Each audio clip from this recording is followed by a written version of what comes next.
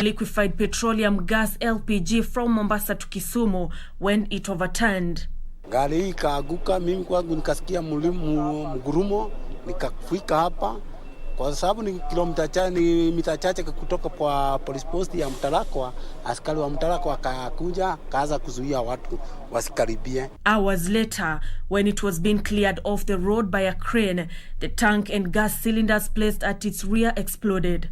Management of that company brought in a crane that was to transfer the tank kutoka kwa ile gari ilipata ajali kwa nyingine yenye sasa ilikuwa ipeleke huko Kisumu, but kwa bahati mbaya iliweza kupata leakage na mlipuko. Kwenye tanki hiyo gesi imeanza kutoka. So gesi kutoka inatoka, sio? Kuna boma pale chini, kulikuwa kuna washwa moto. Nje. Ile sasa ni nje ama ni kwa boma. Ikavuta. So hiyo moto ndio imevuta.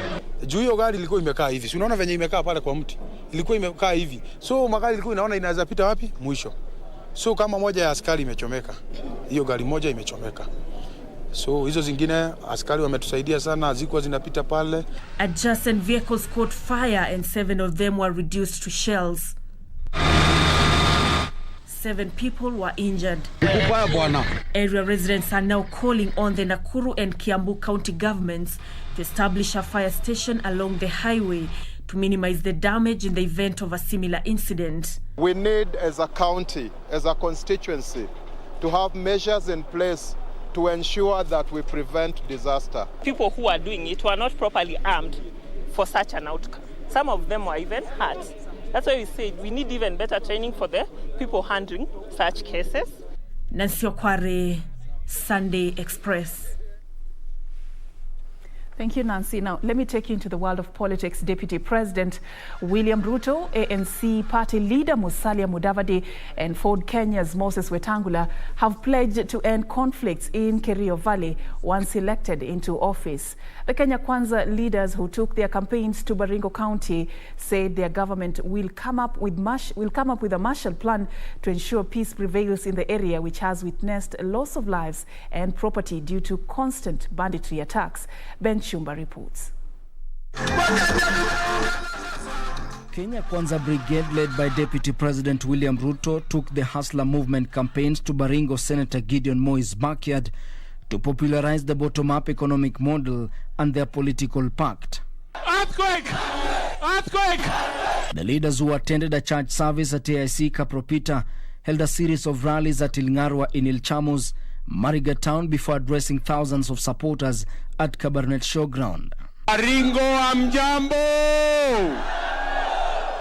The Kenya Kwanzaa principles promised to end perennial deadly conflicts in Kerio Valley, which has witnessed loss of lives and property as a result of cattle rustling.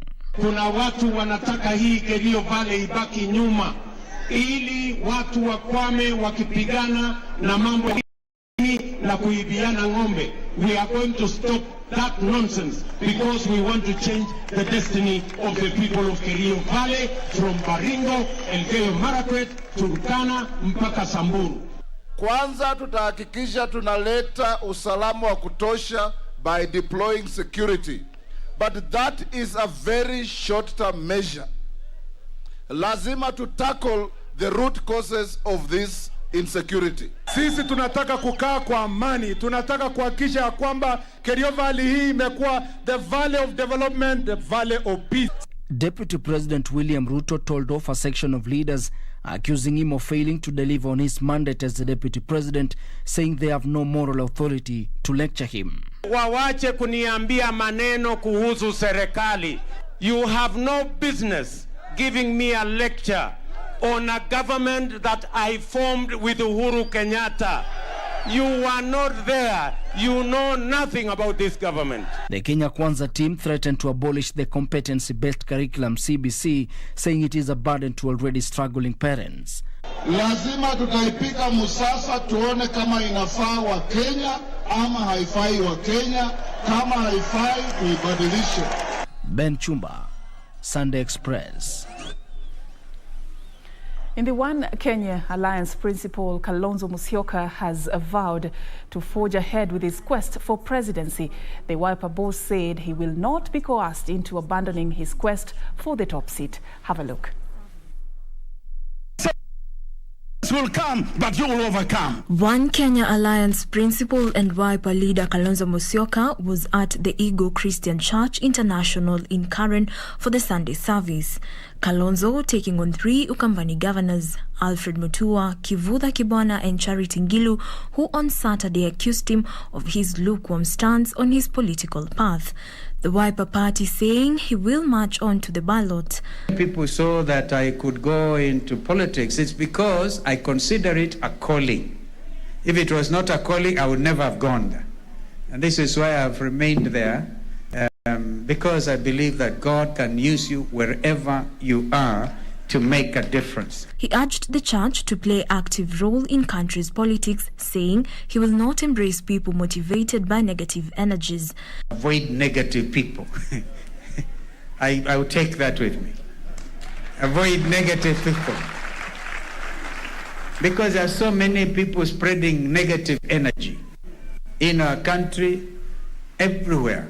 If we can avoid negative people, we would have a wonderful nation.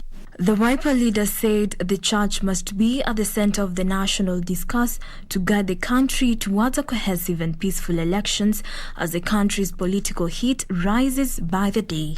We can embrace that oneness, one nation, one people, and a nation under God above everything else. This is why our Constitution 2010 recognizes the supremacy of God. In the Democratic Party of Kenya, presidential aspirant Justin Muturi now says the party will not fold up. Muturi says the party will focus on strengthening itself ahead of the forthcoming general election. Gladys Wanga with that report. Presidential aspirant Justin Muturi now says Democratic Party is not keen in joining other political formations ahead of the August poll and will instead focus on popularizing itself at the grassroots level to ensure it bags elective seats. If we don't strengthen our parties from this region, where is our stake? Because if you don't go to the negotiating table with a political party, a political outfit,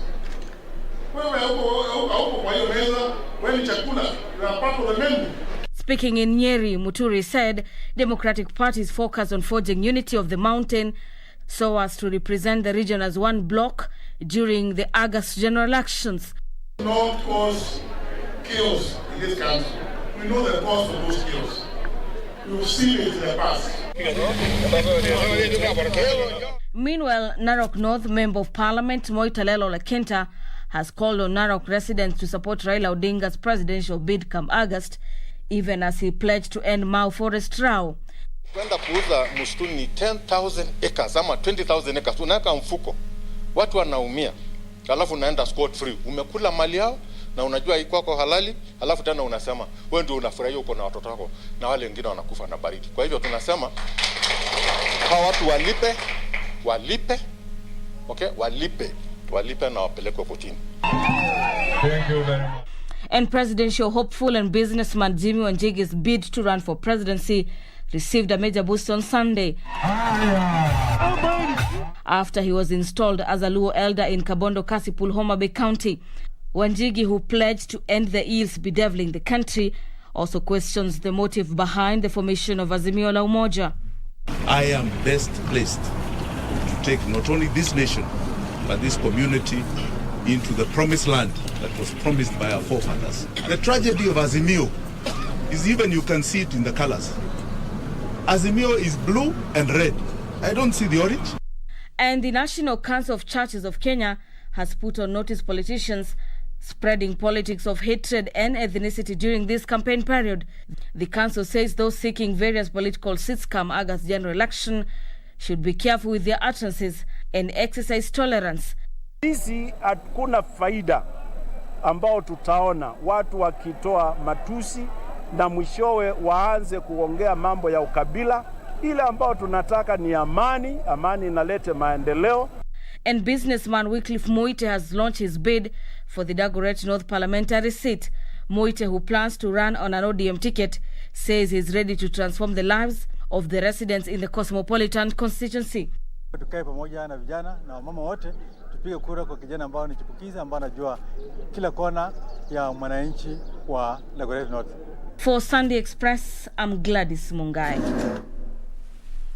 And we stay on politics. A section of leaders allied to the Azimio La Umoja have accused Deputy President William Ruto of engaging President Uhuru Kenyatta in a supremacy contest. The leaders, who accompanied Laikipia Governor Nderitu Mureithi to the launch of his campaign for a second term in Nyahururu, rallied area residents to support ODM leader Raila Odinga, who they say will ensure the continuity of President Uhuru Kenyatta's legacy. The Azimio troop landed in Nyahururu, Laikipia County, to jubilant supporters who had thronged the Nyahururu town grounds, the venue of Governor Nderitu Mureithi launch of his second-term bid in Laikipia. Courtesy of his position as the chairman of the Raila Odinga campaign board, top luminaries of the Azimio movement were here to make a statement, each taking a swipe at Deputy President William Ruto, whom they accuse of disrespecting the president. Unajua hata mimi nilikuwa na noma na Uhuru Kenyatta, sivyo? Lakini noma yangu siku mtusi, nilikuwa namwambia usinidanganye, hiyo sio matusi. Nilimwambia hujaleta maendeleo, leta maendeleo, sio matusi. Lakini hilo nimeona sahihi ni matusi of the highest order. Na mimi nataka kuambia William Ruto, tafadhali heshimu viongozi. Matusi kwa Rais Uhuru Muigai Kenyatta hatutakubali. And we want to tell the Deputy President, we want to warn you, the Deputy President and your troop, that hautakuwa unatukana mkubwa wako Uhuru Muigai Kenyatta kama tunaangalia. He is not your match. He is not your match. Alikupatia kiti ya Deputy President lakini huna heshima. Ukiona mwanasiasa na yeye ni naibu ya rais akiamuka, kazi yake ni kumtusi yule ambaye ni rais wa jamhuri, sasa wewe kijana au mimi, je, atakuheshimu wewe? The leaders called on area residents to throw their weight behind ODM leader Raila Odinga, saying he would safeguard President Kenyatta's legacy. Nimeona juzi kama huyu William Ruto amekwisha hapa Mount Kenya, kura yake yote imehama, imeenda kwa Azimio. Wananchi wa Mount Kenya yote wameingia Azimio. Sasa wameenda kutafuta reinforcement na support kutoka Mudavadi na Wetangula, watu ambao walikuwa na sisi, ambao ukiweka hao kwa ratili hata watoshi mboga. Kuna watu kazi yao ni matusi, na sisi tunasema hatutabishana na wao. Sisi tunataka maendeleo. Watu wa mlimani ni watu wajanja sana, wanaweza wakakuangalia, wakupigie mahesabu, wakusikize, lakini mwishowe watafanya uamuzi ambao utakuwa bora kwa maisha yao. Nderitu says he would ride on his transformative record in the last 5 years to secure the prosperity of the people of Laikipia through improved agriculture and the economic empowerment of the youth and marginalized groups. Tunajua kwamba bei ya fertilizer iko juu na lazima ifanye nini? Ishuke. Lazima tushukishe.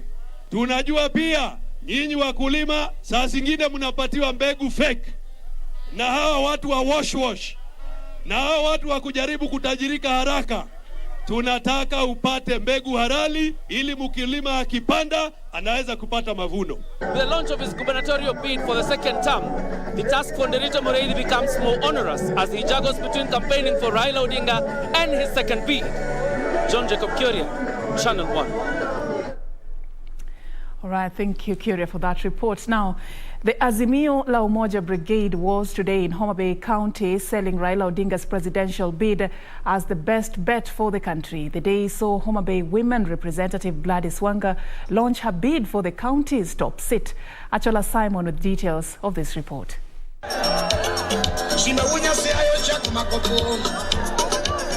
Homa Bay County Women Rep Gladys Wanga's official launch for her gubernatorial bid provided the perfect platform for the Azimio team to continue drumming up support for Raila Odinga. Wakati ni sasa. Wakati ni sasa. Ukikosa kupigia Raila Amolo Odinga kura, wewe ni adui wetu. Wapi kelele yake baba Raila Amolo? Wakati ni sasa. Kule kwetu Wamijikenda wanasema mgala karemwa achiremwa naocha. Yani anayetafuta hachoki, akichoka amepata. Jamii ya Waluo na Kenya at large tumetafuta uraisi, tumehangaika, tumekula matia gas, tumekula fimbo, tumekula bunduki, lakini sasa wembe ni ule ule, kutesa kwa zamu. Zamu sasa ni yetu katika Azimio la Baba Raila Amolo Odinga. Unlike his opponents, the team maintained that Raila provided the best bet to propel the country to the next level. We will bank our hopes on Baba, and in Baba we trust. We know that Baba is going to introduce free health care in this nation. Wamama wote ambao watataka kujifungua watajifungua bure. Sisi tunataka maendeleo, tunataka Baba kwa sababu ya Baba Care, kwa sababu wa mama na watoto wote watachungwa vizuri. So everyone who loves devolution must support Raila Amolo Odinga to become the 5th president of the Republic of Kenya. Ama namna gani? They maintained that the ODM leader was not a government project and challenged Deputy President William Ruto to embrace the government failures just as much as he wants to embrace the success. Gladys Wanga promising to change the fortunes of the county by creating jobs for the youth as well as...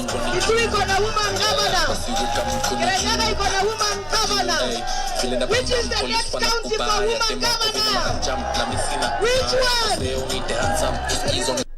I want to tell you, you have to support your fellow women as aspirants.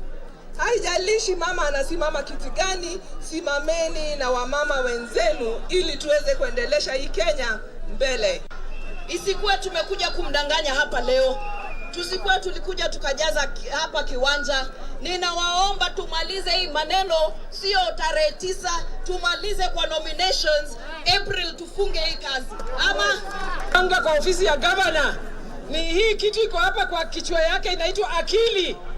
Hiyo ndio yako nayo mingi, ataenda kuwafanyia kazi. Umar. Kitu ingine iko kwa hapa inaitwa roho yake. Roho yake ni mzuri sana. Anapenda watu wake na atawafanyia kazi. Umar. I will create jobs.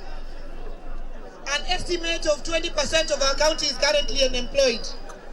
We must create jobs for our young people. We must look at the border sector and see how to make it better for our people. We must bring fish processing plant here in Ouma Bay County.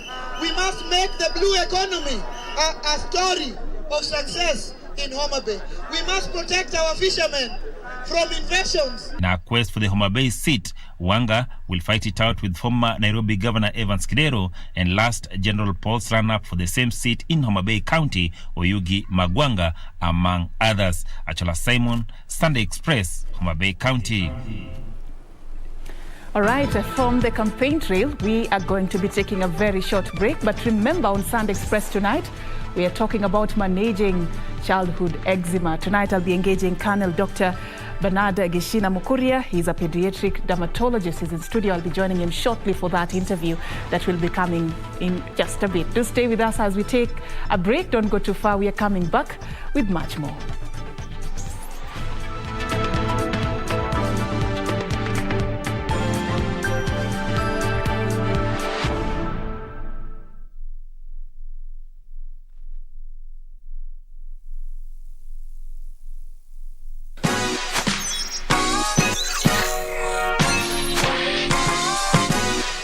Nabonga na watoi kujua mambo za online, pia na create time wafanye vitu offline. Tungeni gadgets na sites wana use, msiwache strangers wapate chance kuabuse.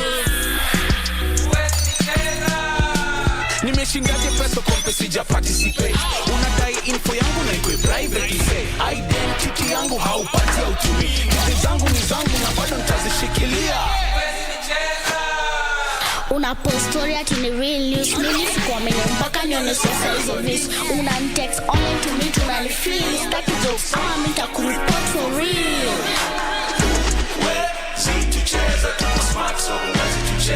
Wazazi, watoi na maithu wetu. Don't be fooled. Get cyber smart and enjoy safe entertainment and education online. The Communications Authority of Kenya. Mawasiliano kwetu, nguvu kwako.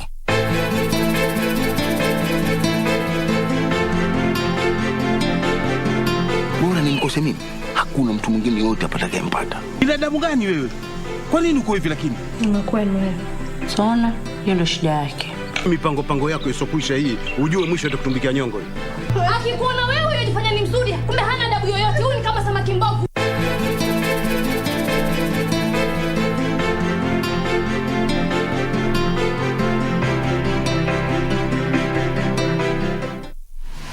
Log on to the KBC website at www.kbc.co.ke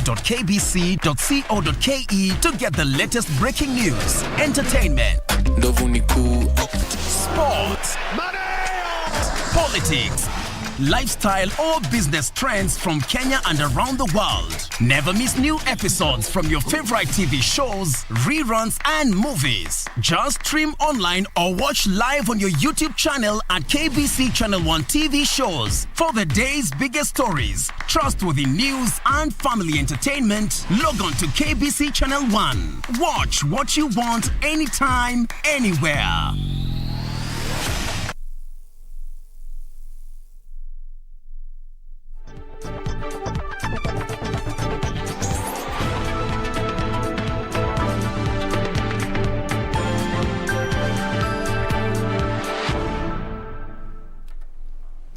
Welcome back and thank you for staying with us. Now, the World Marriage Day was marked Sunday amidst growing concern over the increasing cases of divorce and intimate partner violence, which has claimed many lives. Speaking during a special mass to celebrate the institution of marriage at the Holy Family Minor Basilica, Archbishop Philip Anyolo challenged couples to remain resilient and to collaborate in resolving their differences in a bid to protect their marriages. When I found you, I found somebody who cares. A happy ever after is the dream of every couple that walks down the aisle. A dream that is, however, increasingly becoming unrealistic if the latest trends in marriage is anything to go by. When I found you, I found love. The rise in divorce cases, intimate partner violence, marital infidelity, and financial squabbles, forming part of the long list of reasons why marriage is not an option for many people, raising concerns about whether the institution of marriage is on its deathbed. Meet Joseph Kinyanjui and his wife Teresia Kinyanjui, who have been married now for 50 years. The couple share with nostalgia the secret behind their blossoming marriage, which they say has not been a walk in the park. The institution of marriage is not easy. It's difficult, but with God's grace, you can really make it. First of all, when we got married, you know you are new, you don't know each other. But when you come to stay together, it's the time you start knowing one another.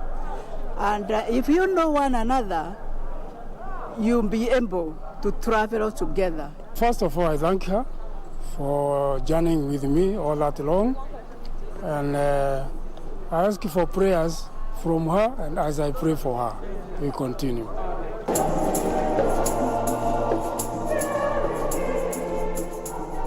Joseph and Teresia are among tens of other couples who chose to commemorate the World Marriage Day by renewing their marriage vows in a colorful ceremony that was presided over by His Worship Archbishop Philip Anyolo at the Holy Family Minor Basilica in Nairobi. God created man and he created his own image and likeness. He created that married life as an apex of his own presence in life, of all the creation, and he blessed it. So I don't think, in my understanding, of the theology of God that he can ever allow marriage to be destroyed. What shall I render to Jehovah? The ceremony climaxed in the cutting of a cake to celebrate the couple's resilience in protecting the institution of marriage. And what comes in is companionship, where people work together. I think the first thing is try to be friends with each other. Try to celebrate each other and look for what is good in the other person. He's an introvert, I'm an extrovert. I'm a people person. Him is more of, he likes reading books, things, TED Talks and stuff like that. So we're very different, so we complement each other. Our differences, or is it our diversity, complements each other. A beautiful bed of roses, that is what many wish marriage was. But even roses have thorns, right? As we mark the World Marriage Day today, the question remains, will you continue lamenting over the thorns in the rose, or will you begin to appreciate that even thorns have beautiful roses tucked in them? For Sunday Express, I'm Serfine, Achieng, Ouma. Right, away from that, the country's positivity rate has increased by 0.2% to 0.9%, up from Saturday's 0.7%. This as the country in the last 24 hours recorded 37 positive cases of COVID-19 from a sample size of 4,102, bringing to the total number of positive cases in the country to 322,473. Sadly, 2 patients have succumbed to the disease, bringing the cumulative fatalities to 5,631. With the government working towards vaccinating a targeted population of 27,246,033 Kenyans are being urged to get vaccinated against the virus.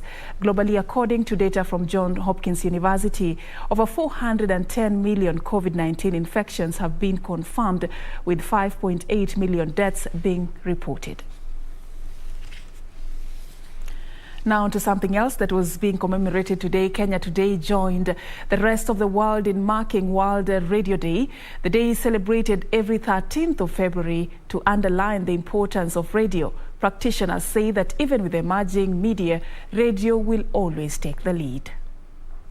Ambazo zitakuwa zinachezwa leo. Kwa hiyo fanya bidii na kila kitu kitakuwa ni sawa sana. Mimi naitwa The radio has been for decades not only be one of the oldest, but also the most popular and widely consumed news medium. The World Radio Day was first celebrated in 2011 to allow people from different backgrounds, cultures and experiences to raise their concerns and voice their opinions. Martin Kingasia, a radio manager at KBC with over 30 years of experience, said despite the advent of digital media, radio still leads in consumption. Across the world, radio continues to influence behavior patterns. And it's coming down, but it continues to do very well. Looking at it from the Kenyan perspective, is that it's still the king. Radio today, as we speak, recent research indicates that radio leads among all media houses with more than 10 million listeners daily, followed closely by TV at 6.4 million viewers. Then online is at 3.8 million, newspapers at a paltry 400,000. Kengasi, however, says both old and new media need to find a middle ground to continue serving the diverse tastes of their audience. We have made very concerted efforts in adopting we are now available on social media platforms, and I think that's the best route to go. If you do not join social media, then you are down and out. So things have really changed, and we are having to be forced to adopt into the new platforms. And that's the only way that we can be relevant now and in the future. This year's theme is Radio and Trust, with focus on trust in radio journalism to give out the right researched and verified information. Beatrice Gatonyengetich, Sunday Express. All right, and we celebrate our colleagues in the fourth estate and we say Happy World Radio Day. You do an amazing job informing the nation and entertaining us. We celebrate you tonight.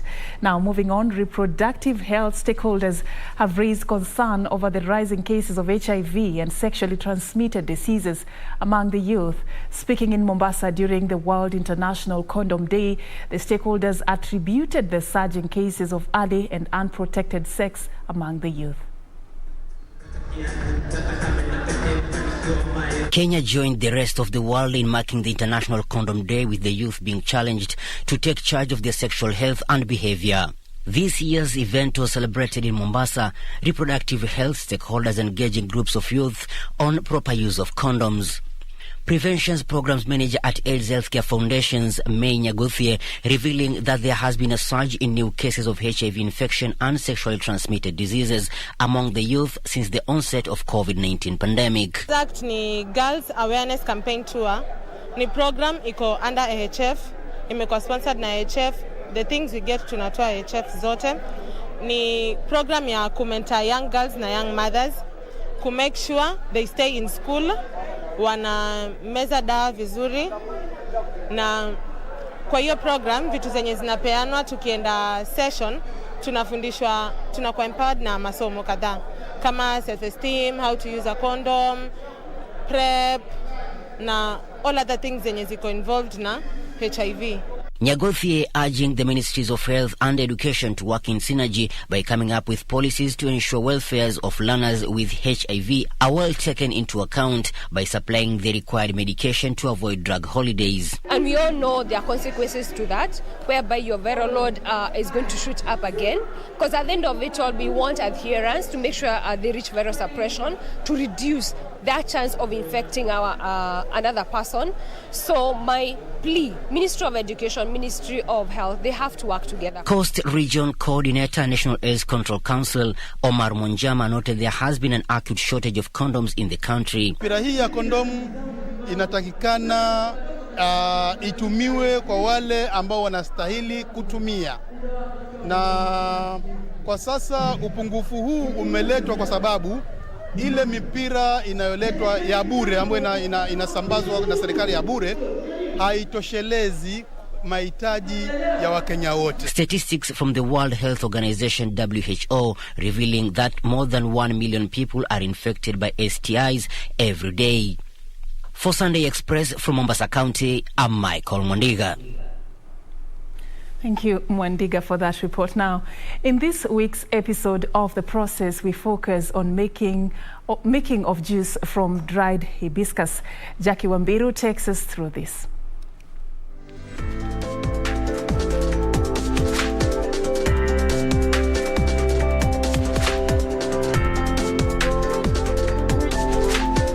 To commence the process, a consignment of dried hibiscus arrived at the Kenya Industrial Research and Development Institute, KIRDI, based in Nairobi County. Hibiscus juice is either processed purely or flavored with pineapple, banana, or cocktail extracts or crushed ginger. The ginger is first thoroughly washed in clean water to get rid of any soil residue. The ginger is then put into a grinding machine and hot water is added. So after grinding, you prepare all the ingredients so that when the water has reached 90 to 96 degrees, you start putting the ingredients now. The process then traverses to a 400-liter pasteurizing machine, which takes up to 3 hours to heat up between 90 to 96 degrees Celsius so as to destroy pathogens, meaning organisms that cause disease. You heat the water to 90 to 96 degrees. It reaches to 90 to 96 degrees. You measure the hibiscus, in our case, and ginger. After achieving the right temperature, dried hibiscus are then added to the pasteurizing machine, where continuous stirring takes place. The desired flavor is also added at this stage, in this case, ginger. It reaches to 90 to 96 degrees. You measure the hibiscus, in our case, and ginger. You have to measure according to the amount of liters you're supposed to produce. The heating process takes an average of 20 minutes. After boiling under high temperatures, the juice extract is then transferred to the cooling tank, where the juice is chilled and later transferred to the filling tank in preparation for packaging.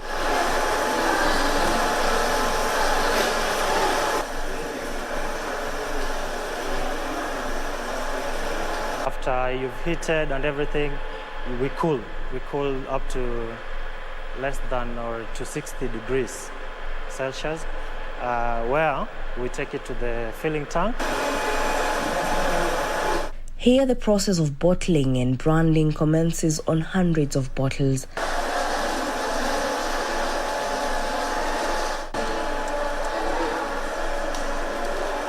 Use 250 ml bottles, 500 ml bottles, 1 liter and 5 liters. The finished product is now packed and ready for distribution. There was a gap in the market, literally. No one was making it. Just people were just selling the flowers. So we thought it was a very good idea. And that is how hibiscus juice is made.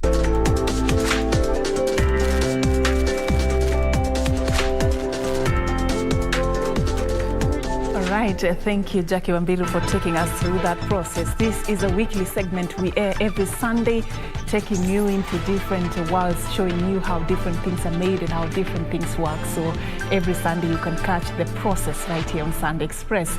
On that note, we are taking a very short break, but remember, when we come back, we have a very important interview that we'll be having in studio. We are focusing on managing childhood eczema tonight. I'll be engaging Colonel Dr. Bernard Gishina Mukuria after the break. Do stay with us.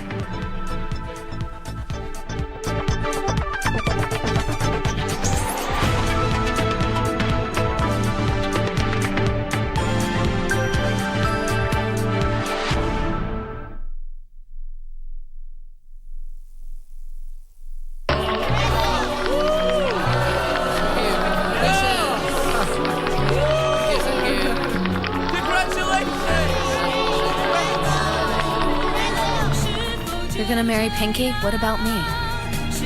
I'll be here for you. I'll love you forever. I'll be by your side every day. All right? Wait and see.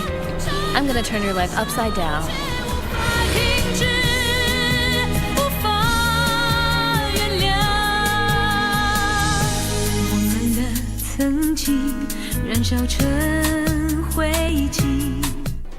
Do you have a news story to share with KBC? Get in touch swiftly on email news@kbc.co.ke or call 0723 892 654 or 0734 780 124.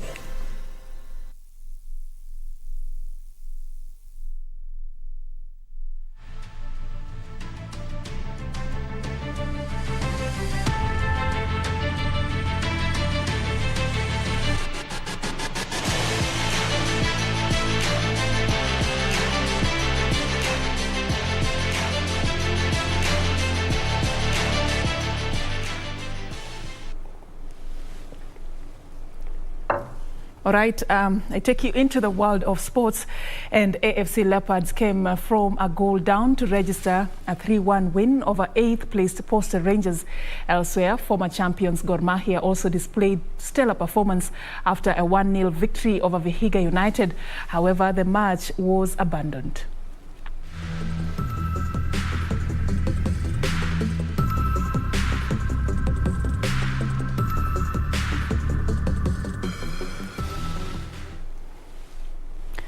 moving on, defending champion Esther Hensleit of Germany came from behind to retain her magical Kenya Ladies Open title at the Baobab course in Vipingo Ridge, Kilifi County, after carding 2 under par 286. Esther, who was not among the top 3 yesterday, managed to put a spirited fight today, edging Marta San Barrio of Spain by 1 shot. Barrio carded 1 under par 287 to eclipse Sweden's Linnea Strom, who carded 2 over par 290. Strom, who was leading from day 1, lost grip, dropping to the 3rd position today.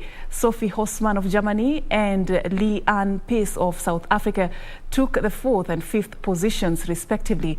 Kenya had 4 representatives in the annual Premier Ladies Golf event, but all failed to qualify for the last phase of the tournament. Focus now shifts to the men's Magical Kenya Open tournament, which will be held in Muthaiga Golf Club in Nairobi between the 3rd and the 6th of next month.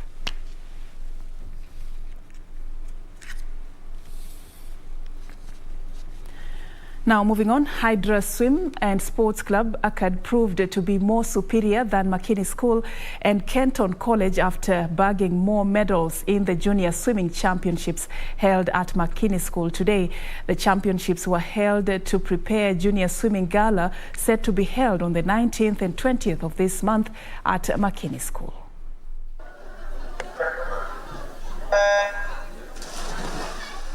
Matimu Nathan from Makini School emerged victorious in the boys category after clocking 2 minutes and 4 seconds ahead of Timothy Makoha and Emmanuel Kibadegi, who settled for the 2nd and 3rd position respectively. It's good competition, although there were less people today than in the level 1 and 3 galas. I wasn't expecting it, but I'm happy I won. In the girls category, Chadaria Ashni from Keton clocked 3 minutes and 39 seconds to finish ahead of Kemuto Malia and Mupa Mundachi, who took the 2nd and 3rd position respectively. I feel there's good competition and it pushes everyone to train harder and become better. I train in the morning before school, so I have about an hour of training every day, and then on the weekend as well, on Saturday, sometimes on Sunday as well.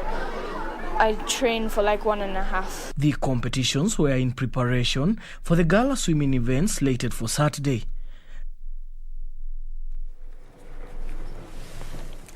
Nairobi's Porterhouse School, Runda, produced awesome performance to show their prowess in the water to emerge the overall winners of the 3rd edition of the Kenya Private and International School Sports Association Swimming Gala under the banner of PIPSA National Swimming Championship. During the one-day event During the one-day swimming meet at the Oshual Academy in Mombasa, Porterhouse, led by sensational swimmers Naisola Gwaith and Malia Kameta, the new champions dethroned the immediate former champions Oshual Academy to bag 430.50 points for the overall title. Riara Primary School, also Nairobi, settled for the 2nd spot with 322.50 points, which had 40 medals, while Mombasa's MV Shah Academy, led by Tracy Onsarigo, were 3rd with 352 points and 30 medals. The gala was also spiced with a visit of Helapak, Fort Jesus, Waterwild, Mamangina Drive, besides enjoying natural swimming at public beaches. Other teams in attendance included Riara Springs, Sandpiper Shri Academy, and Badala Primary School and Kiembeni Swimming Club.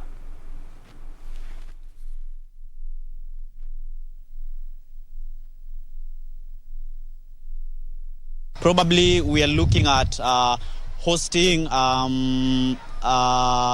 indoor games at the same time with swimming and soccer. We are looking for for other facilities and various partners to enable us have the children enjoy playing. Now, internationally, Chelsea manager Thomas Tuchel dedicated his side's first Club World Cup triumph to honor Roman Abramovich I beg your pardon, I'll take that again. Chelsea manager Thomas Tuchel dedicated his side's first club World Cup triumph to honor Roman Abramovich after an extra time 2-1 win against Brazilian side Palmeiras in Abu Dhabi. Name will be engraved on the FIFA Club World Cup trophy tonight. Romelu Lukaku opened the scoring in the 54th minute after both teams battled to a goalless halftime score. It was Lukaku! The goal was later equalized by Rafael Veiga from the spot after Thiago Silva handled the ball in the penalty area. Right, was there a handball there possibly in the penalty area? The turn is by Dudu. It looked like... With the game ending a 1-1 draw, the game went for an extra time. World Cup final. Veiga scores! With Kai Havertz securing the trophy for the Blues in the 117th minute. This corner then for Chelsea. Aspilicueta, well, appeals for a handball. Penalty! After the win, Thomas Tuchel dedicated the trophy to the club owner Roman Abramovich, saying that it's his input and passion that has made it possible. All right, and I think I deserve another break on that note. But I'll be coming back with the Sunday Express interview, so do stay with us for that. We are talking about managing childhood eczema. Don't go too far. We are coming back with that and much more.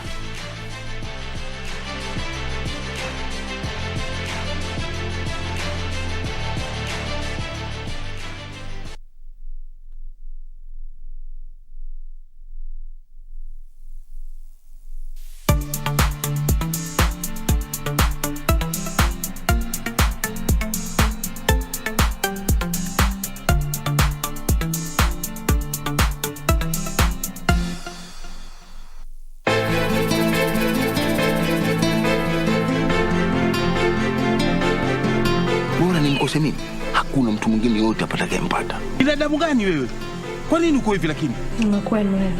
Sona, hiyo ndio shida yake. Mipango yako isokwisha hii, ujue mwisho atakutumbikia nyongo. Akikuona wewe unajifanya ni mzuri, kumbe hana adabu yoyote. Huyu ni kama samaki mbovu.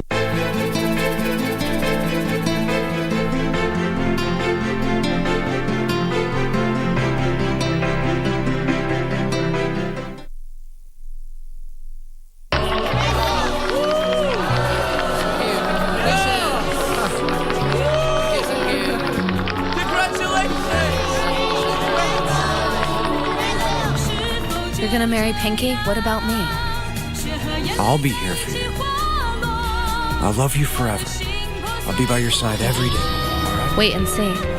I'm gonna turn your life upside down.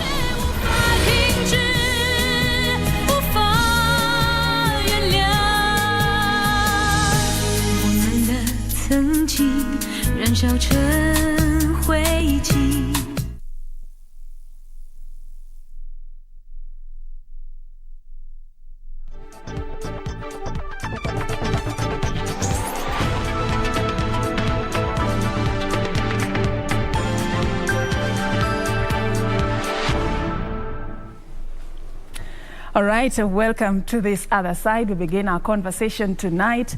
Now, if you have ever dealt with eczema or battled with eczema, or somebody in your family has had this, you know how agonizing it can be and how expensive it can be. Tonight we want to talk about that skin condition and also how to manage it. And in studio to help me break down some of the questions that we have concerning this is none other than Colonel Dr. Bernard Gishina Mukuria. He's a pediatric dermatologist. Thank you so much for creating time for us tonight on Sunday Express.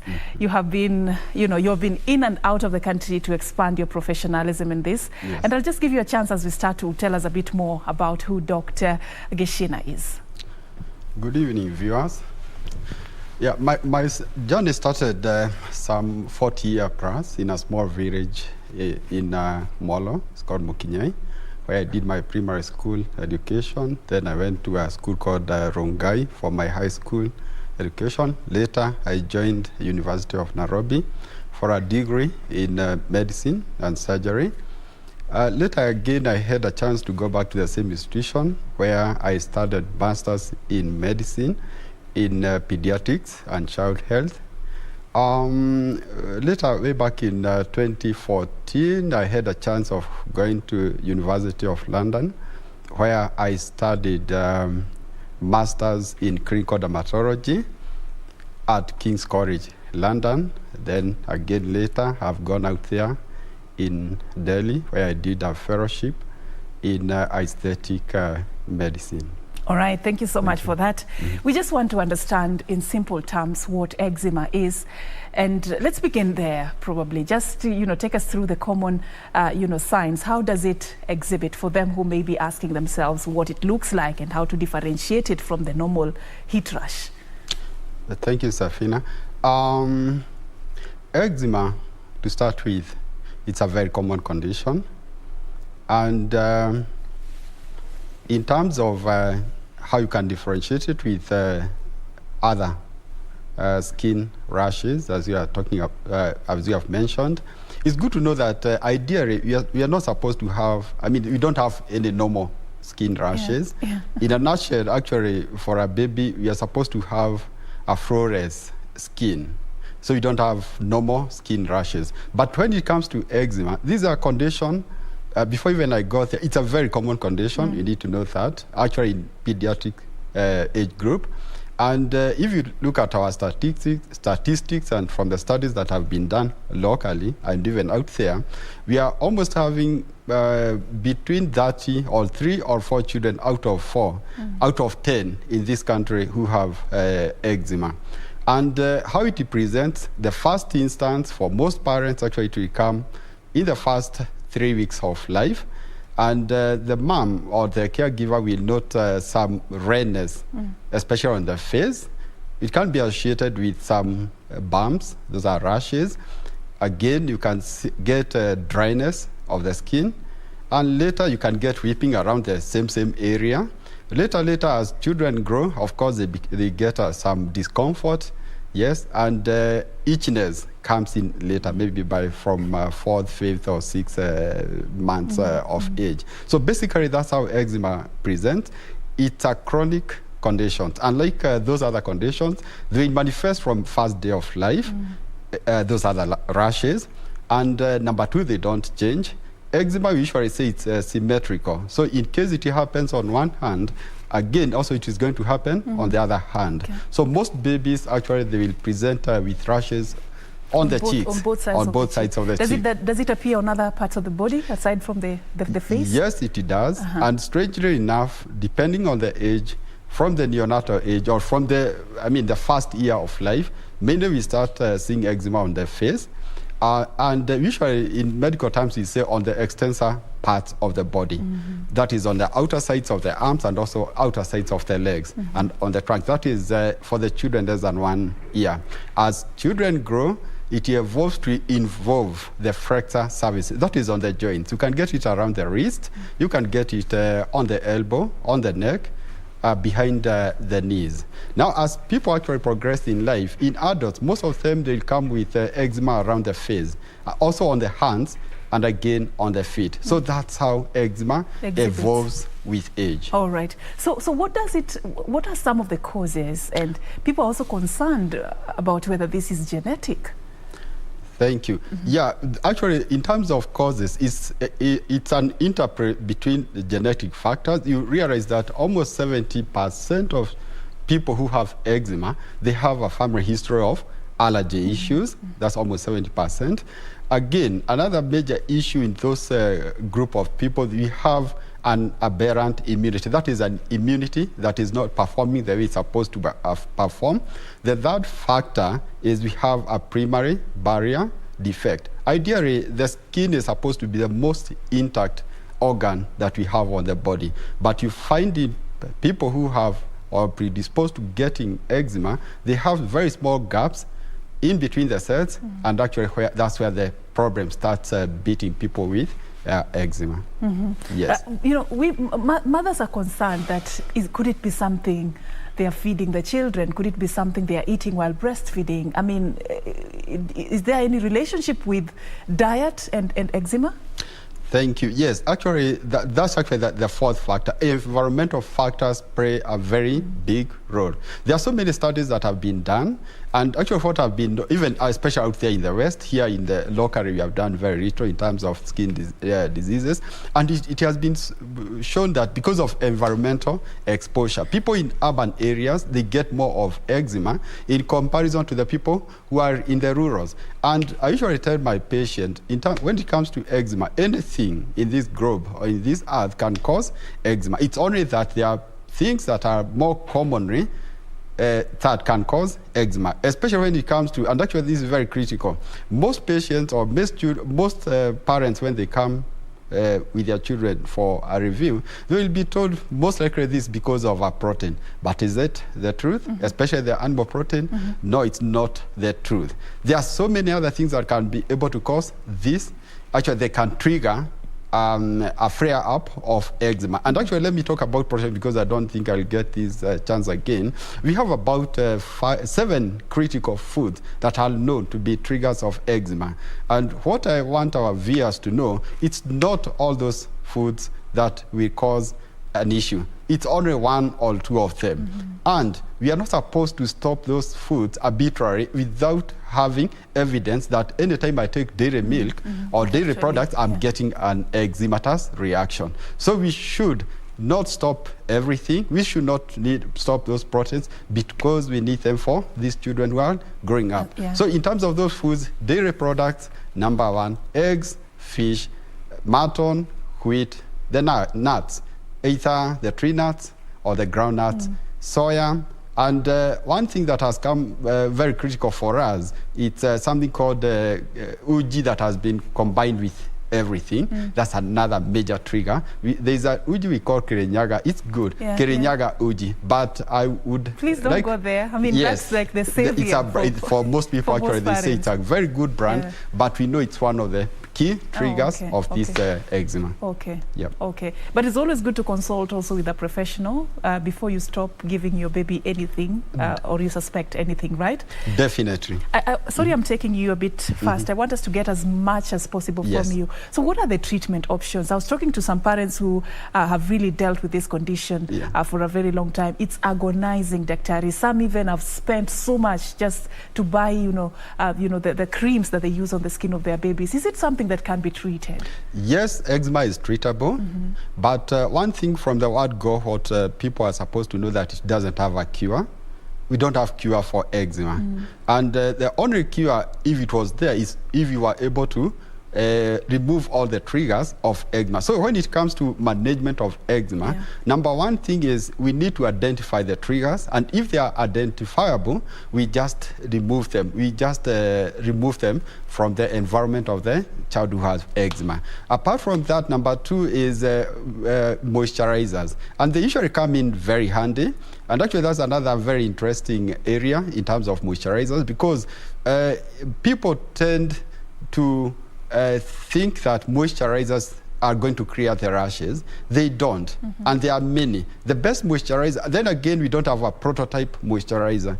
The best moisturizer is the one that is fragrance-free, dye-free, and it should be soothing to your baby. It should also be that is fragrance, dye, and detergents-free. And there are so many. And you should use whatever you can be able to buy. You don't have to buy whatever. If this other baby is using, say, this brand and it's working for them, you don't have to go for that brand. And again, the cost is very prohibitive. It's very expensive. And when it comes to moisturizers, the best moisturizer is the one that you can apply to your skin, even if it's this cow thing, the Aramis, just apply and you make sure the skin is moisturized. Apart from moisturizers, of course, there are topical corticosteroids. Again, another gray area, another area that people fear most, but unfortunately, they form the mainstay of treatment for atopic dermatitis. The thing is, you are supposed to use the medication judiciously with directions of a dermatologist. Lastly, there are, of course, other things that we can do. Antihistamines for the itch. We can give antibiotics if the skin is infected. There are other molecules that are coming off that don't have many side effects like the steroids, but unfortunately, we call them immunomodulators. One of the molecules that we have in the country is called acrolimus, but unfortunately, it's not as potent, it's not as effective as the steroids. Lastly, there are other things that you can do in the hospitals. There are phototherapy. There are specific wavelength of light is shown on the skin, and actually it's known to keep down the flare-ups. And lastly, again, there are some medications. Some of them, we give them orally, steroids, we give them for a few days. And if you're not comfortable with the steroids, also there are other agents, we call them non-steroid sparing agent, very effective. Yes, and they are there in the market, but they have to be prescribed by a dermatologist. I still have a lot of questions to ask you, Daktari, but I just want to give you a chance for your final words. You have a personal experience with eczema. There is hope. Thank you for painting that picture of optimism for us. As you finalize, just tell us a little bit about what worked for you, and just give a parent hope that this actually can be managed. Yes, eczema is manageable. From many follow-ups that we do, we know by adolescence, most children actually, they get out of eczema. When I was growing up, I had a very rough time because there were so many challenges. Most of the time you go to the hospitals, to many clinics, and you don't get a solution. People just guess. They give you this, they give you that, they give you that. And I think, actually, one of the jokes that I make, I took all my Dawazaminyo, those are antihelminthetics, when I was that young, because every time you go to the hospital, you are told this is Dawazaminyo, Dawazaminyo, Dawazaminyo. The other challenges, there were so many other challenges, you know, loss of sleep. Stigma was a major issue actually when it came to eczema. I know one day I visited a relative and I was almost thrown out of that. I had a severe flare-up at that time, and I was almost thrown out of that home.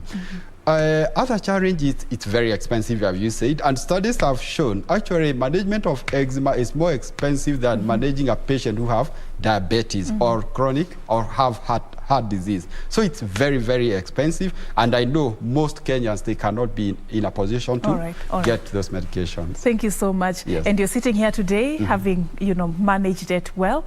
And it's actually a very strong message to parents who are watching that indeed this agonizing journey can indeed come to an end. Well, probably in the near future we'll have you again to pick up from where we've left. There's so many questions we still have concerning the skin condition. Thank you so much once again, Daktari, for your time. I have been engaging Colonel Dr. Bernard Geshina Mukuria, a pediatric dermatologist, and he was just shedding light on how to manage childhood eczema. Thank you so much for your time, and also thank you for watching Sun Express tonight. On that note, that's how we wrap it up. My name is Achieng Ouma, and our sign language interpreter has been Byron Aboli. Have a good night, and God bless.